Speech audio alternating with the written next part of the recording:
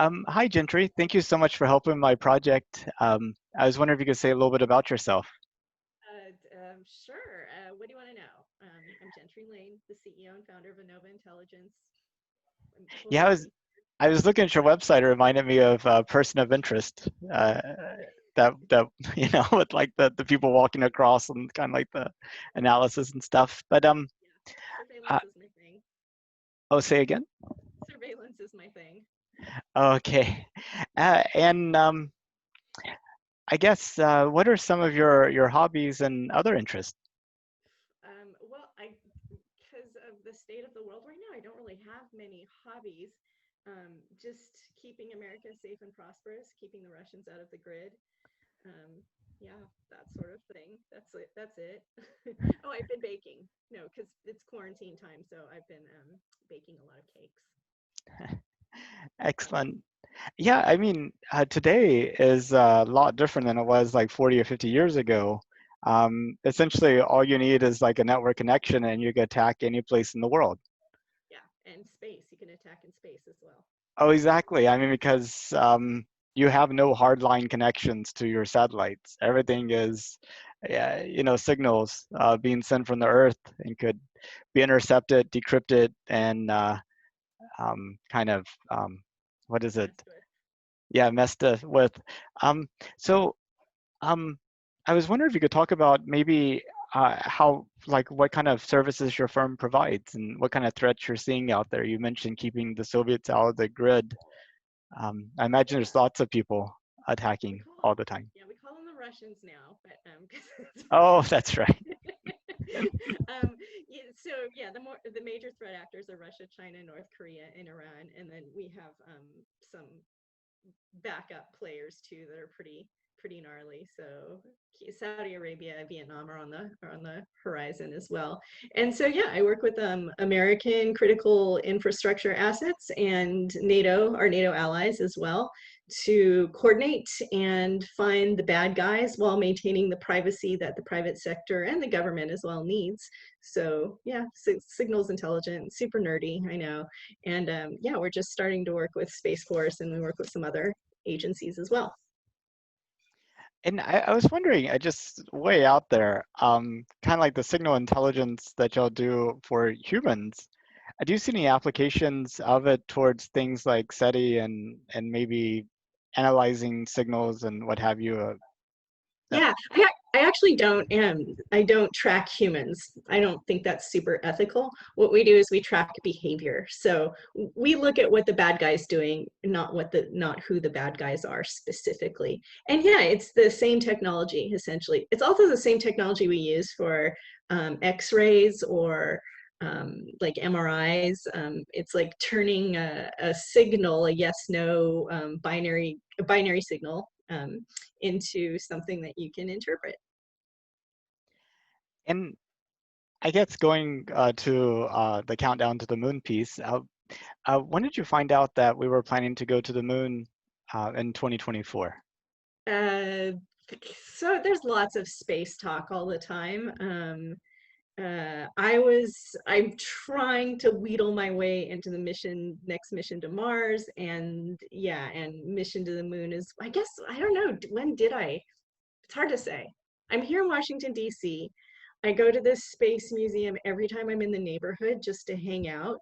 And then we had a really great event on the anniversary of the moon landing, where NASA was like had a bazillion different booths set up, and um, a big whole like 3 day event. And so I just went and nerded out, and I'm always trying to wheedle my way into those circles, so we can start working with them, just because I'm a wannabe astronaut.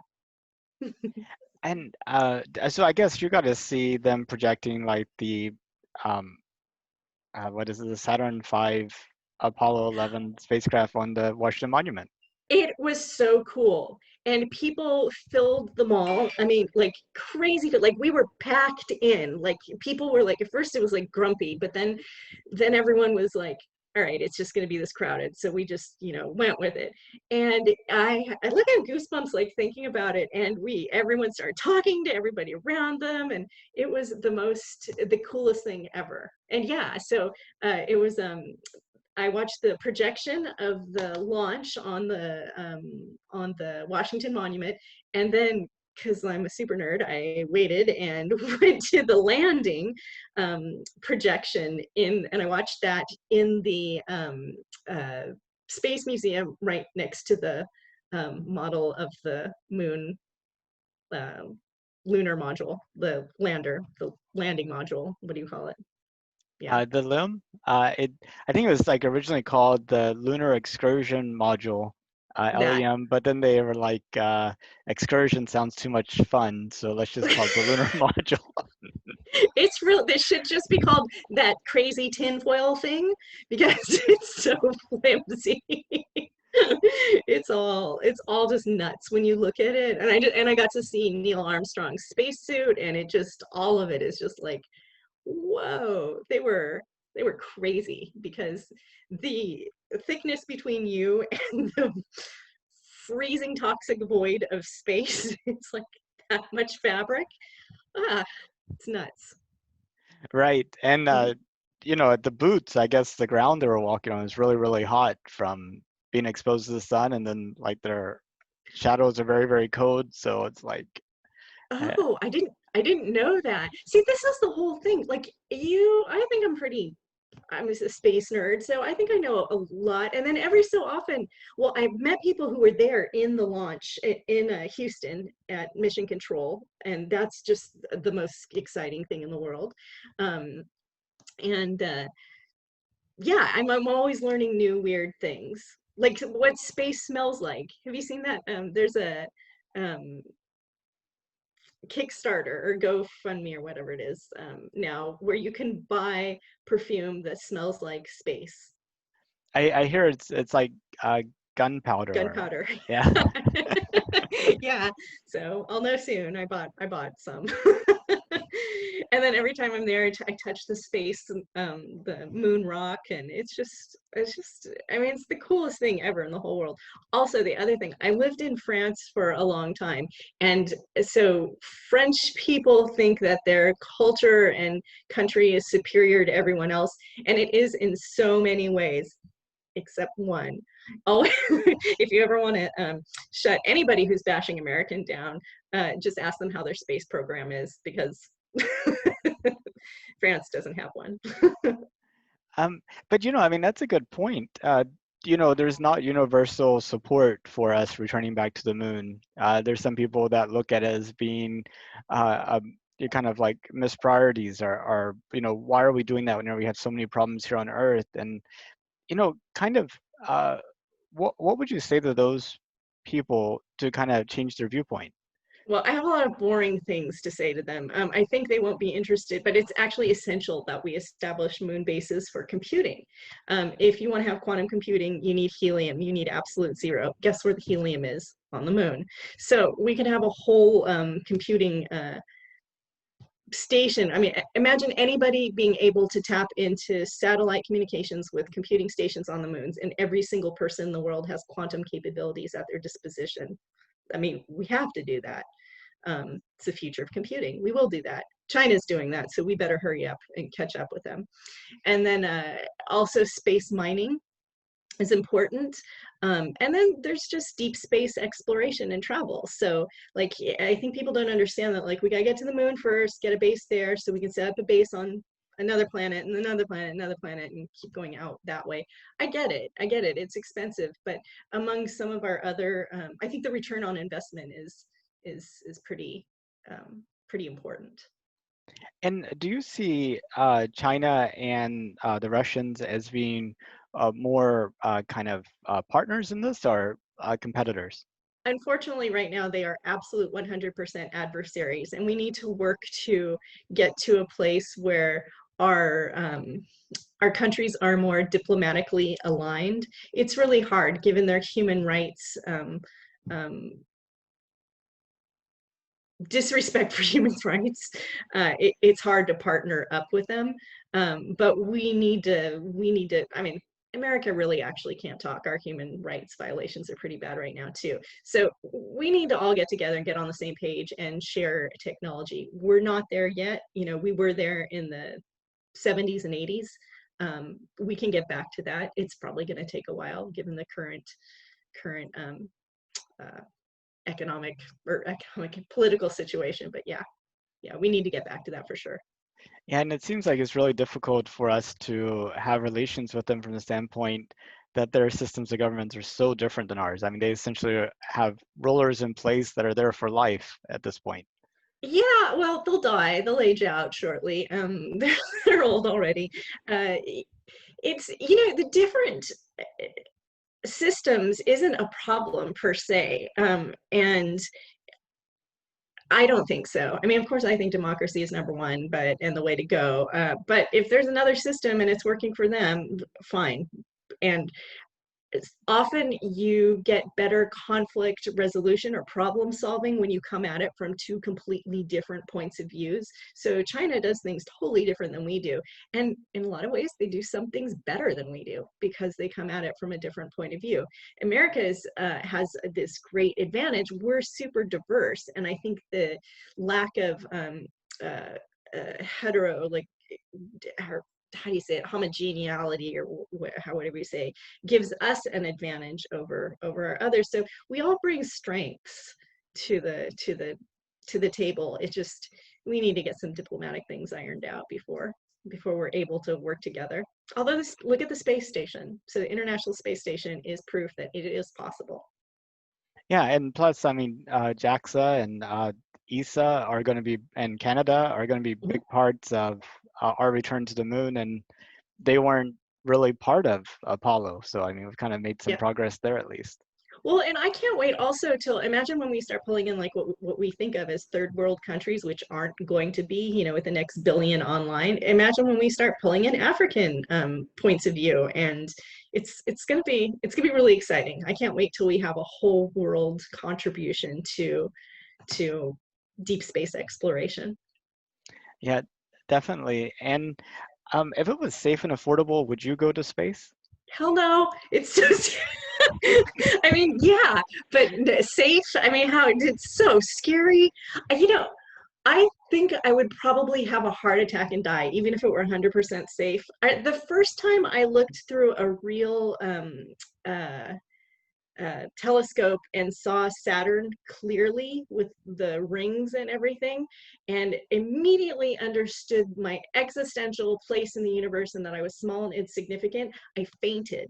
So I think if I ever was one of those people that saw, the Earth horizon, I would probably explode. So I don't know. I'm, I fly soft aerobatics in airplanes. I do crazy stuff like that. I I would love to. I'm just too much of a chicken. But I thought I understood you to say at the beginning that you were trying to be like a person sent to Mars. Did I Oh no, misunderstand that? yeah, I'm not going to Mars. No You're way. not going to Mars. Okay. No, no. I want to work on those programs. Yeah, Oh, okay. yeah. But hell no, no. The first wave is a death trap. No, especially if Elon Musk is in charge. Yeah, no. Um, well, is there anything that you want to talk about that we didn't get to? How cool astronauts are. um, how I can't wait for more this next generation of the kids today, the young people. It is going to be so good when the kids who are like preteen and teenagers, when they get to be of age and get to get their educations under the belt and get going. We're going to see a priority change and a shift that's just going to put our scientific discoveries like on warp speed. I just think the kids today have really good priorities and they're so sophisticated that we're yeah we're I'm waiting for everyone my age and older to age out and leave it to the people behind me to take things where we need to go. I have big confidence in the future. I feel like the 2020s are going to be the space what the 1990s were to the internet. And I was wondering, Mhm. does this seem like a good analogy to you, or do you think maybe still too early? I hope so. That would be awesome if that's true. It could. I mean, we have the technology, and we had, just lately we've had because we're shifting focus, because the national labs and things like that are shifting focus on, well, maybe just because I'm all about future computing. So, um, but yeah, I hope so. I hope that's true. And there's just so much more to space than landing on the moon. I mean, it's all the other satcoms democratized for everybody, and all the wonderful things that come along with that. It's just going to be good for humanity. It's good. It's good for medicine. It's good for everything. There's just so much good out there. It's going to be a really exciting time. Well, Mhm. Gentry, I really appreciate your time, and thank you so much for speaking with me. No, thanks for doing this. I'm so excited to be a part of it. And yeah, I have a question for you, Nathan. How many astronauts have you ever met? Well, I met Scott Kelly. Mm. We actually, my North Houston Space Society chapter, we did this high school astronaut program where Uh, we sponsored a high school student to go on one of those zero-G flights. And oh, I the would flight that love he that. ended up going on was the same one that Scott Kelly and his daughter were going on. So he was there signing copies of his book, and he had gone on the flight too. Whoa. And then I think I haven't actually met an astronaut at the Comic Palooza, but I did see one present. Um, I don't think I've met that many astronauts. I can't think of another. Oh, I did. I went on a boating trip with a Russian astronaut, actually. A friend of mine uh, was a mutual friend of ours, and she arranged a boating trip, and that was kind of neat. So Cool. Yeah. it was I actually the same astronaut that was in that aborted Soyuz oh wow. mission, if you remember, where, yeah. Yeah. So, Oh wow. Yeah. I have Wally Schirra's autograph. That's my big claim to fame. But yeah, I've never met anybody who's actually been in space. I met General Yeager one time, but other than that, that's like the closest I've got to anybody who's been in space per se. maybe I'll get to talk to some as part of this project. That would be Yeah, nice. I hope so. Yeah. That'd be cool. Well, thank you so much, Gentry. I'll look forward to staying in touch. Yeah, likewise. Thanks. Ciao, ciao. Bye bye. Bye.